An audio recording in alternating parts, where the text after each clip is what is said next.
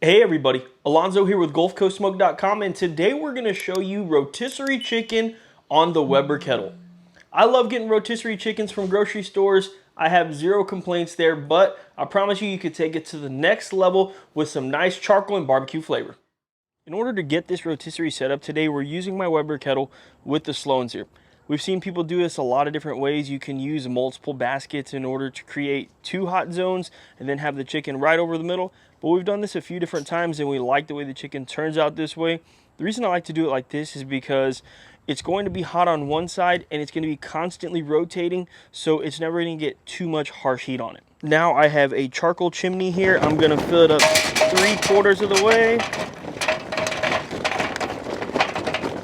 And today we're using B&B briquettes for our cook. Get these lit up. And while the coals get nice and hot, we'll go inside and prep up this rotisserie chicken. This is an extremely simple process. We just took care of the hardest part. Now, if you look at the camera, our Weber kettle is definitely really beat up. We've had it for a while now, and you've seen how much we use it on our channel.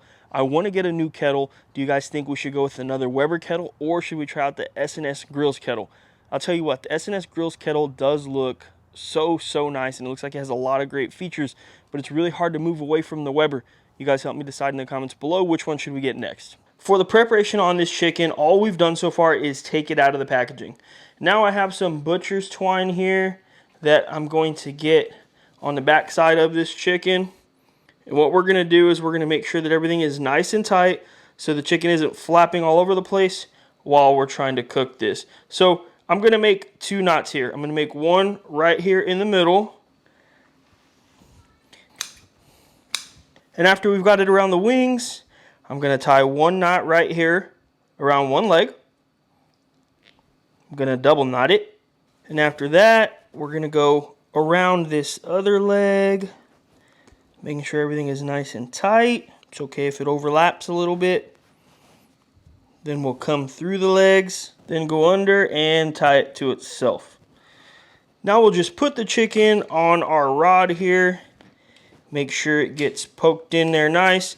And I don't like to tighten it on this side just yet 100%, because if you look at this side of the rod, this actually goes into the rotisserie device, and you want to make sure that it's centered after you put this in. So you want to be able to adjust just a little bit right before we put in those coals. And we like to put it over this bowl because it makes it easy to balance this rod, and it helps out with the mess a little bit. But let's just go ahead and put in the other side. And again, make sure everything is nice and poked in there so this chicken doesn't move around too much. And now for seasoning, we're going to hit this with a all-purpose rub. Salt, pepper, garlic, a lot of flavors that you'd like to put on chicken as a base coat. Just make sure you get it as good as you can, but don't be worried if you don't get it perfectly, because we can re-season once we get it on the rotisserie attachment. Okay, now we're going to put on our rotisserie attachment here.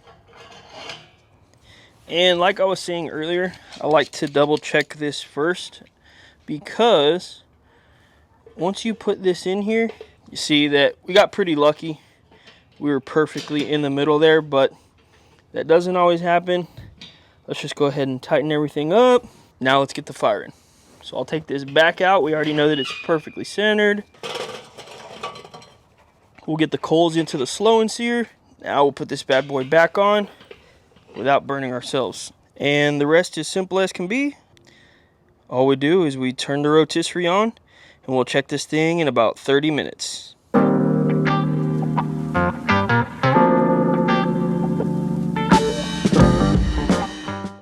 Okay, and after 30 minutes, we're gonna check this bird. You can see how beautiful that's looking so far. So I'm just gonna spray it with a little bit of, I can't believe it's not butter. It's gonna help the browning process. And we'll check this again in about another 30 minutes. Okay, and about an hour and a half later, this chicken is done. We did temp it out. The breast is temping out right at 163 degrees, and the dark meat is naturally going to be a little bit more cooked, but overall it looks delicious. We did also make some broccoli here. We threw it in the bottom with a little bit of butter, and we put it in a little bit later. We allowed those chicken drippings to hit that broccoli, and I know that that's also going to take delicious. Let's get this off, get this inside. It's time to eat dinner.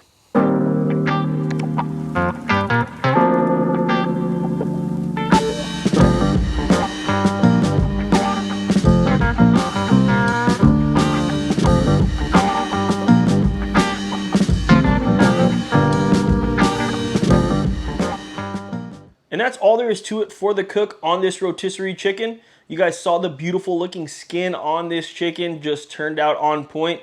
And that is why I like to put all of my charcoal on one side, because I like to ensure that I don't burn anything too bad. With chicken grease, obviously you can have flare-ups, and we just want to make sure that we don't have any of that. I know this broccoli is going to taste on point. You saw how juicy the breast looked. Now it's time to take a bite. Still hot, tender, juicy. That's insane. That is so good. I mean,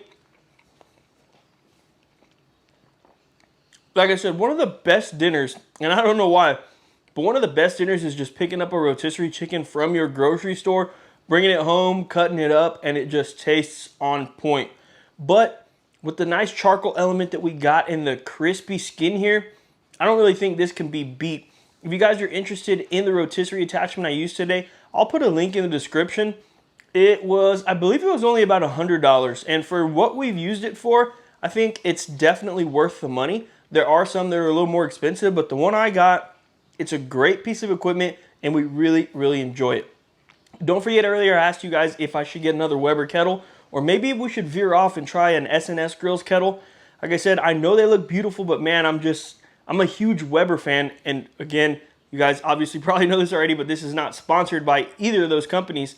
I'm just curious what you guys think, if you like one better, and we'll look into both of them. If you guys enjoyed a video like this, don't forget to subscribe to the channel, leave a like, leave a comment, and share with all of your family and friends. And as always, I really appreciate you guys tuning into this video. Thanks, and we'll see you on the next one.